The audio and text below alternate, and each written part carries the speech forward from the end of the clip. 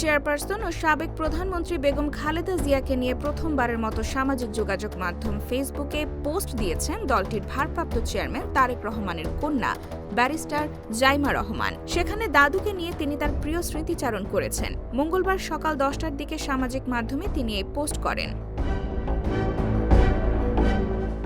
জাইমা রহমান লেখেন, দাদুকে নিয়ে আমার সবচেয়ে প্রিয় স্মৃতিগুলোর একটি হলো পরিবারকে আগলে রাখা একজন অভিভাবক হিসেবে তিনি কতটা মমতাময়ী ছিলেন।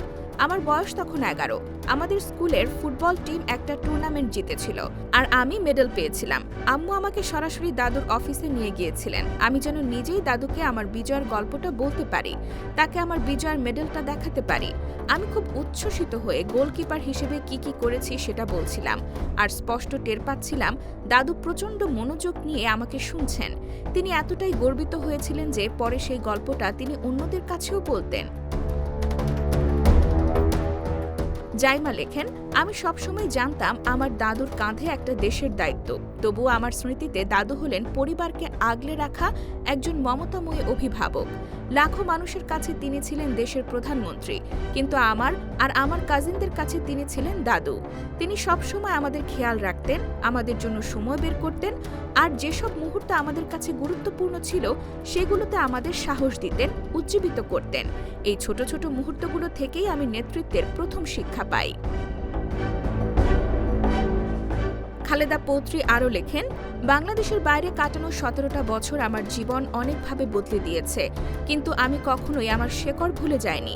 আমি আমার দাদাকে কখনো দেখিনি, কিন্তু তার সততা আর দেশপ্রেমের কথা সবসময় শুনে এসেছি।